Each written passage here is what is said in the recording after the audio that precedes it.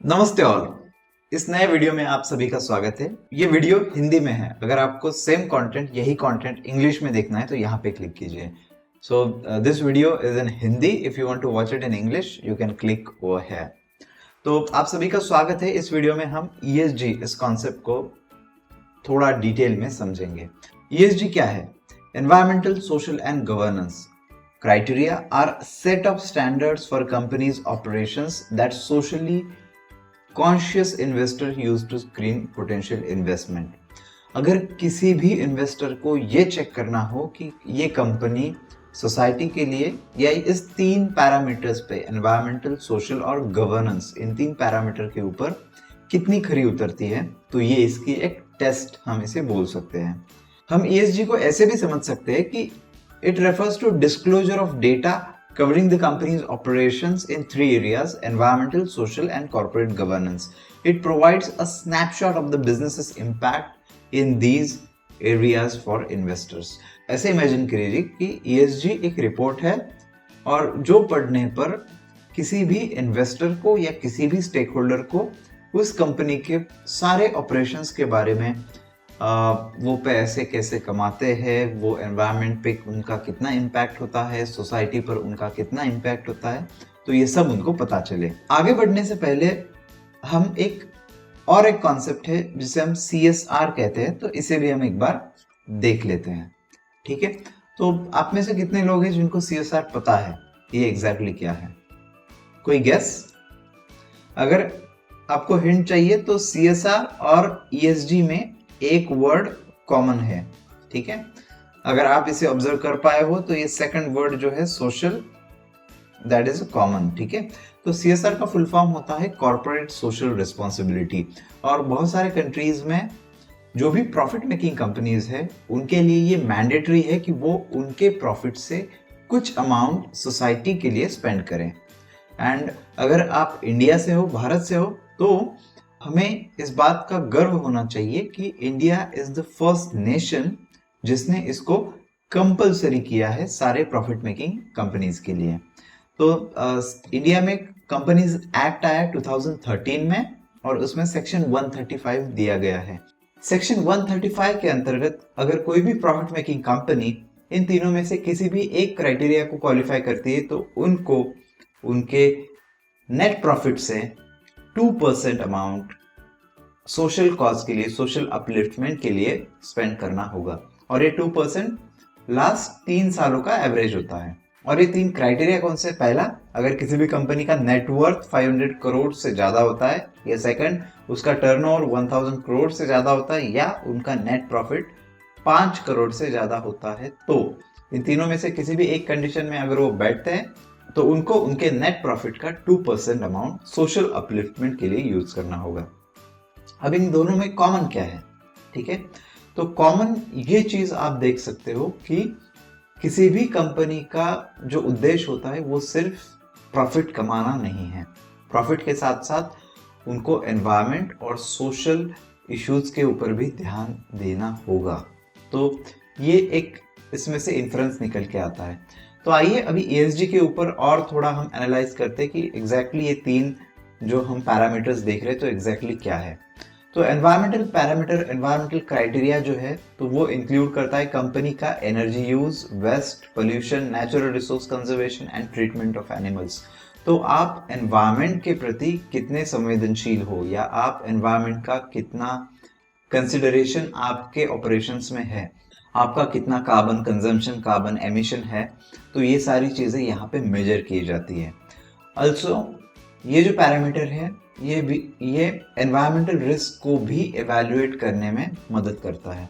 तो अगर कोई रिस्क आपको पहले से ही पता चल जाती है कि ये रिस्क हमें फ्यूचर में फेस करनी पड़ सकती है, तो आप उसके लिए बेटर प्रिपेयर्ड रहोगे, राइट।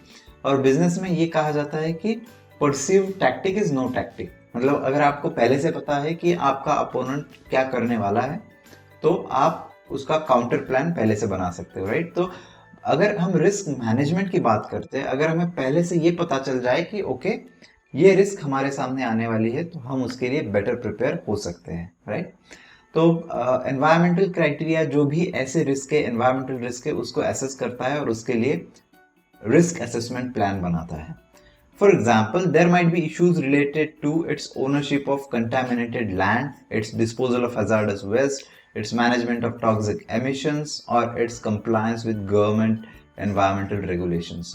आप सभी को ये पता होगा कि हर एक कंपनी को ऑपरेट करने के लिए गवर्नमेंट से परमिशन चाहिए होती है, राइट? तो रेगुलेटरी बॉडीज होती है, जैसे कि इंडिया में है central pollution control board, CPCB, right? तो अगर कंपनीज ये कंसिडर नहीं करती है, एनवायरमेंटल रिस्क की तरफ ध्यान नहीं देती है, तो they may face enforcing financial risk and investor scrutiny. तो 3 तरीके से उनको मार पड़ सकती है. पहला तो एनवायरमेंटल रिस्क की वजह से फाइनेंशियल रिस्क हो, कुछ ऐसी घटना हो जाए कि उनको फाइनेंशियली बहुत सारा पैसा देना पड़े उस चीज़ के लिए. सेकंड, इन्वेस्टर का स्क्रूटिनी होगा, इन्वेस्टर इन्वेस्ट नहीं करेंगे, राइट? और थर्ड हो सकता है कि गवर्नमेंट जो रेगुलेटरी बॉडीज हैं वो इंटरवीन करे और कंपनी का जो भी लाइसेंस है वो कैंसिल कर दे. तो ये कुछ चीज़ें, कुछ बहुत बड़ी रिस्क इसमें इन्वॉल्व होती हैं. तो इसे समझने के लिए एक मैं छोटी सी आपको स्टोरी बताता हूँ. मान लीजिए कोई एक गांव है, ठीक है, वहाँ पे कुछ रेसिडेंशियल प्रॉपर्टी डेवलप की गई है, कुछ अपार्टमेंट्स वहाँ पे बनाए गए हैं और कुछ लोग वहाँ पे रहने आते हैं नए नए. उन सबको वो घर बहुत ही सस्ते में दिए जाते हैं, ठीक है. और जैसे ही वो वहाँ पे रहने आते हैं, कुछ सालों के बाद में उनमें से कुछ लोगों को गंभीर बीमारी हो जाती है, कैंसर या ट्यूबरकुलोसिस. अचानक से वहाँ पर कुछ ठीक नहीं लगता, सबकी तबीयत बिगड़ने लगती है, कुछ डेथ्स वहाँ पे हो जाती है. तो आप क्या कहोगे, ये एक हॉन्टेड प्लेस है, राइट? इस घटना के ऊपर कोई हॉरर फिल्म भी अगर हम बनाते हैं तो वो भी हिट हो जाए, ऐसी ये स्टोरी है. बट ये कोई काल्पनिक स्टोरी नहीं है, दिस इज नॉट इमेजिनरी. ये एक्चुअल में यूनाइटेड स्टेट्स में न्यू ऑरलिन्स एक जगह है, एक गांव है, वहाँ पे ऐसी घटना हुई थी. वहाँ पे एक डंपयार्ड था जहाँ पे पूरा वेस्ट, जो सिटी का वेस्ट है, वहाँ पे डाला करते थे. बट अराउंड 1980s वहाँ पे रेसिडेंशियल कॉलोनी वहाँ पे डेवलप की गई, गवर्नमेंट की तरफ से लोगों को दी गई. और जब लोग 1980s में वहाँ पे रहने आए, कुछ सालों के बाद में उन्हें ये पता चला कि उनके ज़मीन के नीचे बहुत सारे toxic, more than 150 toxic chemicals है और उनमें से 49 कार्सिनोजेनिक हैं. मतलब कार्सिनोजेनिक मतलब जिससे कैंसर हो सकता है. तो आप ये इमेजिन कीजिए कि जब भी आप एनवायरमेंटल फैक्टर के ऊपर ध्यान नहीं देते हैं तो इससे आपका फाइनेंशियल और हेल्थ एस्पेक्ट भी जुड़ा हुआ है. कंपनी के लिए क्यों इंपॉर्टेंट हो सकता है, आप पूछ सकते हो, राइट? तो अगर आप कहीं पे ऐसी कंपनी के लिए जगह ले रहे हो और आप एनवायरनमेंट के ऊपर ध्यान नहीं दे रहे, एनवायरमेंटल असेसमेंट आपका नहीं हो रहा है, अगर वो जगह आप खरीद लेते हो, ठीक है, बट आपको बाद में पता चलता है कि ये कंटेमिनेटेड लैंड है और इस पे आप फिर कोई ऑपरेशंस नहीं कर पाओगे या उसे क्लीनअप का कॉस्ट बहुत ज़्यादा आएगा, तो directly it link to financial health of the company as well, right? Social criteria examines how a company fosters its people and culture. आप आपके लोगों के प्रति, कल्चर के प्रति कितने संवेदनशील है. How that has ripple effects on the broader community. Factors considered are inclusivity, gender and diversity, employee engagement, customer satisfaction, data protection, privacy, community relations, human rights, labor standards. तो overall as a company, as a organisation, आप लोगों के प्रति मैं बोलूँगा कितनी आप empathy रखते हो, कितना उनको आप सपोर्ट करते हो, तो ये सारा सोशल में आएगा. तो सोशल क्राइटेरिया आपको बताता है कि कंपनी का बिजनेस रिलेशनशिप कैसा है. Does it work with supplier, क्या वो सप्लायर के साथ काम करते हैं और उनके सप्लायर भी सेम वैल्यू जो एज अ ऑर्गेनाइजेशन आप होल्ड करते हो. Does the company donate a percentage of its profit, क्या आप आपके समाज के प्रति कुछ रिस्पॉन्सिबिलिटी लेते हो, या क्या आप आपके एम्प्लॉयज को वॉलंटियर करने के लिए, वॉलंटियर एक्टिविटीज के लिए प्रोत्साहन देते हो. क्या आप आपके कंपनी के एम्प्लॉयज के लिए उनके हेल्थ और सेफ्टी की तरफ ध्यान देते हो. और सारे जो स्टेक होल्डर्स है, क्या आप उनके इंटरेस्ट को भी ध्यान में रखते हुए आपके ऑपरेशंस आप रन करते हो या नहीं.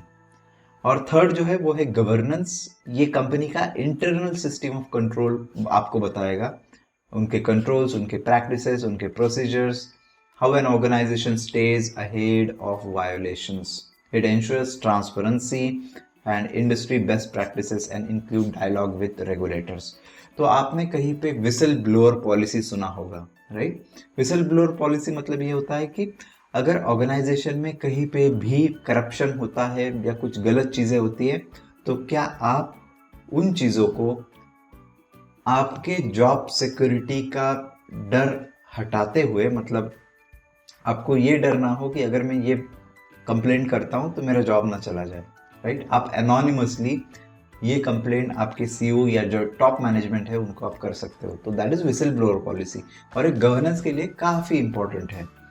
तो इसमें क्या क्या कंसिडर होता है? कंपनी का leadership, board composition, executive compensation, audit committee structure, internal controls, share holder rights, bribery and corruption, lobbying, political contribution, whistle blower programmes.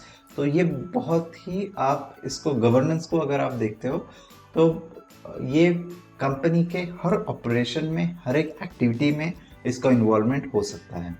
वह आप समझ सकते हो, बट इसे अचीव आप कैसे करोगे? तो यहीं पे आके ये सारा थॉट प्रोसेस, ये सारी रिक्वायरमेंट यहाँ पे आके ठहर जाती है। तो इसके लिए कुछ मैट्रिक्स बनाए गए हैं, ठीक है, और इसमें डेटा कलेक्ट होता है इच मैट्रिक के अगेंस्ट और ये कंपाइल करके ये प्रेजेंट किया जाता है। और करंटली बहुत सारे ऐसे ESG के स्टैंडर्ड्स है, बहुत सारी ESG रेगुलेशंस है और इसमें भी बहुत सारा कंफ्यूजन है। ये अभी इवॉल्विंग स्टेज में है, तो इसको आपको प्रॉपर से, अगर आप बेसिक अंडरस्टैंडिंग रखते हो तो डेफिनेटली आपको ये समझना बहुत ईजी जाएगा। ये हायर इज बेटर कैटेगरी में आता है ESG रेटिंग। तो अगर किसी ऑर्गेनाइजेशन का ESG रेटिंग हायर है, प्रोएक्टिव बिजनेसेस है, उसका लोअर इन्वेस्टमेंट रिस्क है, तो उसका हाई ESG स्कोर होगा, मतलब वो अच्छी कंपनी है, ठीक है। तो अभी ये इंपॉर्टेंट क्यों है, आपको ये समझना होगा। The total number of voluntary and mandatory provisions in different countries has increased significantly from 2006. तो 2006 से voluntary मतलब आपको अगर करना हो तो आप कीजिए, कंपलसरी नहीं है, और मैंडेटरी मतलब ये कंपलसरी है। और अभी आप अगर ये देखोगे तो बहुत सारे कंट्रीज में ये मैंडेटरी हो रहा है।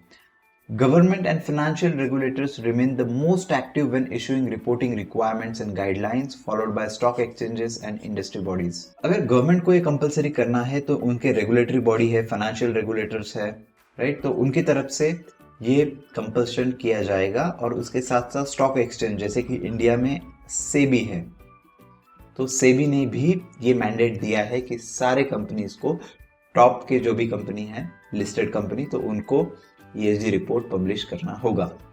ESG is gaining momentum worldwide. This is because effective communication of the concept plus its benefit, it's sparking behavioral shift at the investor table. अगर आप इन्वेस्टर हो, आप ही इमेजिन कीजिए, कोविड के बाद में, कोविड में आप सबने मार्केट क्रैश होते हुए देखा, तो अगर आपको कहीं पे इन्वेस्ट करना हो तो आप किसी ऐसे कंपनी में इन्वेस्ट करोगे कि जो ये सारे रिस्क असेसमेंट करता हो और इसके लिए एक बेटर प्लान है, या फिर ऐसी कंपनी जिसके पास कोई प्लान नहीं? आप किस कंपनी में इन्वेस्ट करना चाहोगे? आई होप आप सब लोगों का आंसर फर्स्ट कंपनी है। तो अगर आप फर्स्ट कंपनी में इन्वेस्ट करोगे तो जो वाइज इन्वेस्टर्स हैं, जो इस बिजनेस में काफ़ी सालों से, तो उनसे भी हम सेम एक्सपेक्टेशन तो कर ही सकते हैं, राइट? और S&P 500 रिपोर्ट की भी अगर हम बात करते हैं तो around 95 companies of S&P 500 report ESG results, matrix and accomplishments. तो ये परसेंटेज काफ़ी बढ़ता चला जा रहा है। अगर हम ESG को थोड़ा सा बाजू में रखें और सस्टेनेबिलिटी और उसके ऊपर क्या क्या काम हो रहा है तो वो अगर देखते हैं, तो UN बॉडीज जो है, अगर आप सस्टेनेबल डेवलपमेंट गोल्स की बात करते हैं, SDGs की बात करते हैं, तो सारे नेशंस ने ऑलरेडी प्लेज किया है कि हम SDG के ऊपर काम करेंगे, सस्टेनेबल डेवलपमेंट गोल्स को हम अचीव करेंगे। एट द सेम टाइम बहुत सारी इंडस्ट्रीज भी इसको कमिट कर रहे हैं, राइट? नेट जीरो जो टारगेट है वो भी वर्ल्ड लेवल पे हम सब लोग बात कर रहे हैं, रिन्यूएबल एनर्जी की हम बात कर रहे हैं, सर्कुलर इकोनॉमी की बात करते हैं। तो ये सारा वर्ल्ड लेवल पे, यूनाइटेड नेशंस लेवल पे आप देख पा रहे हो। Long term employability and ability to cope with challenges in future, ये सभी को चाहिए। Awareness and action, global trend आप देखोगे, अवेयरनेस बढ़ता जा रहा है, एक्शन की डिमांड हो रही है सारे स्टेक होल्डर से। तो इस सब बैकड्रॉप में अगर आप किसी भी कंपनी को देखते हैं, मैं आपको रिक्वेस्ट करता हूं कि आप खुद किसी भी कंपनी के वेबसाइट पे जाके देखिए कि क्या आपको उनका सस्टेनेबिलिटी रिपोर्ट या ईएसजी रिपोर्ट मिलता है या नहीं। एग्जाम्पल के लिए मैंने यहाँ पे कुछ 5 कंपनियां आपके लिए दी है अलग अलग सेक्टर से। गूगल, जो गूगल माइक्रोसॉफ्ट है आप सबको पता ही होगा। टाटा, मैंने एक इंडियन ब्रांड यहाँ पे लिया है। जेपी मॉर्गन एंड गोल्डमैन सैक्स, तो ये थोड़ा फाइनेंशियल रिलेटेड कंपनीज भी मैंने यहाँ पे ली है। तो अगर हम किसी भी कंपनी के वेबसाइट के ऊपर जाके देखते हैं तो आपको यही दिखेगा कि सस्टेनेबिलिटी कितनी इंपॉर्टेंट है। तो आइए गूगल के वेबसाइट पे हम जाके देखते हैं कि गूगल सस्टेनेबिलिटी में क्या काम कर रहा है।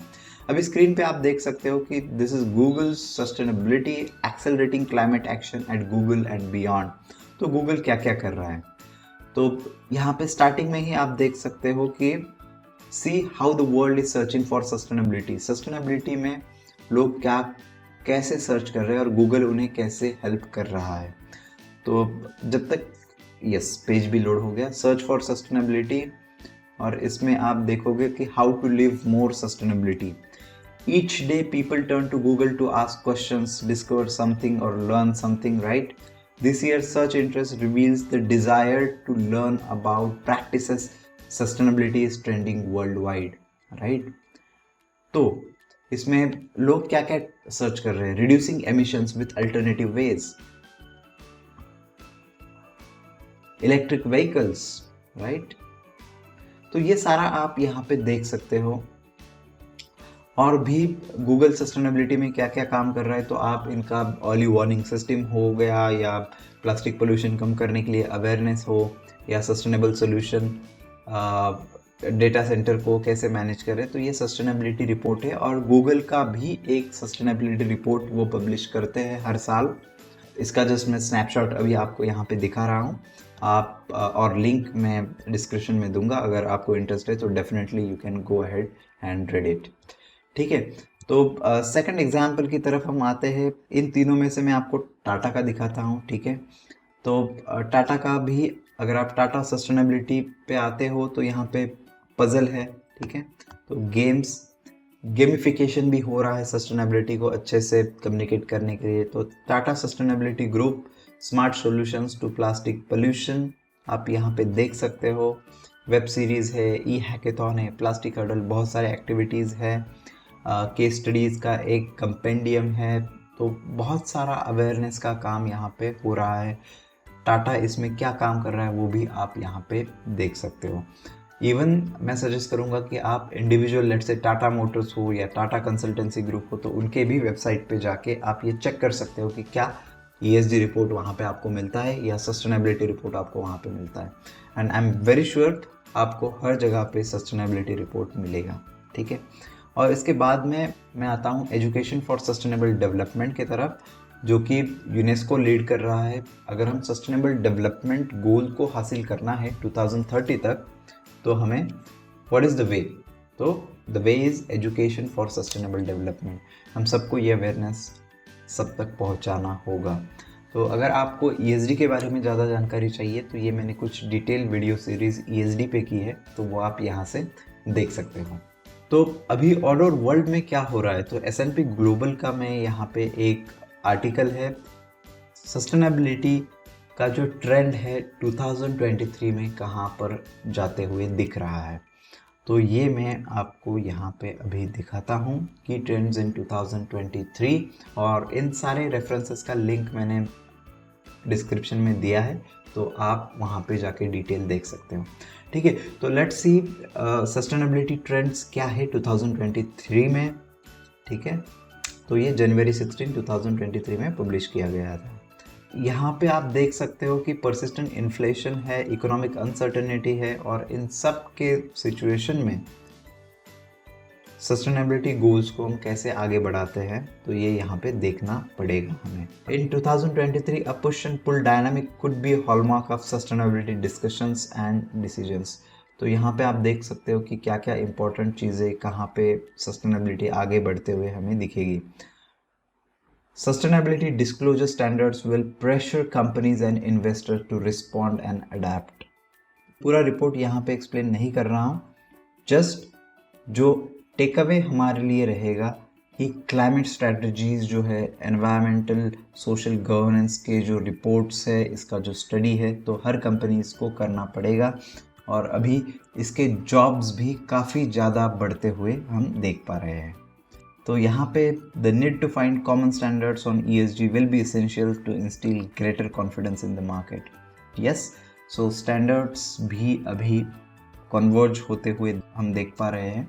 नेक्स्ट वीडियो में प्लान कर रहा हूँ कि ESG फ्रेमवर्क और ESG स्टैंडर्ड में डिफरेंशिएशन क्या है, तो इसको मैं एक्सप्लेन करूँ। आप बताइए, आप नेक्स्ट वीडियो में क्या पढ़ना पसंद करेंगे, क्या देखना पसंद करेंगे। Thank you so much, have a great day. मिलते हैं हम नेक्स्ट वीडियो में। Thank you.